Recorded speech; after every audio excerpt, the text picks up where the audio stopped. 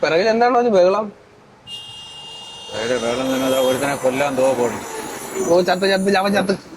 ഓ പണ വഴി പോയവൻ. അത് എന്നെ ഇവിടെ നടന്നത്. ഓ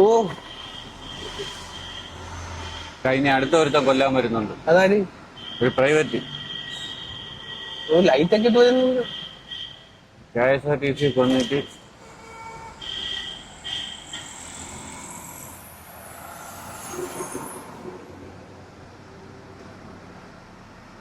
യുവന്മാരെ കാരണമാണ് ഇപ്പൊ ഇവിടെ വണ്ടി ഓടിക്കാൻ പറ്റാത്തത്.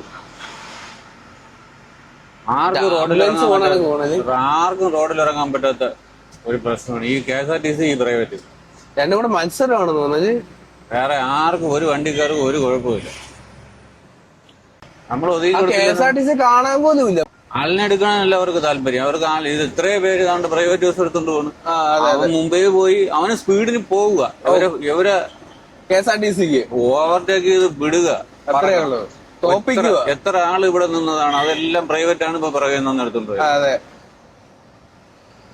ചുമ്മാ എല്ലാം നഷ്ടത്തിലെന്ന് പറയുന്നത്.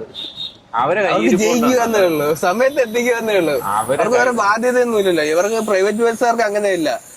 ആവശ്യത്തിന് ആളെ എടുത്ത് കളക്ഷൻ എടുത്താലേ അവർക്ക് ശമ്പളം മാറ്റാൻ പറ്റും. മറ്റവർക്ക് എടുത്താലും എടുത്തില്ലെങ്കിൽ ശമ്പളം കിട്ടില്ലേ. എന്ന് പറഞ്ഞിട്ട് ഈ പറഞ്ഞ പോലെ നാട്ടുകാരെ കൊന്നിട്ട് ശമ്പളം വാങ്ങിക്കണതിനോട് എനിക്ക് അത് ഞാൻ യോജിക്കുന്നില്ല. ഞാൻ പറഞ്ഞതേ ഉള്ളൂ ചെറിയ വ്യത്യാസം അവർ തമ്മിലുള്ള.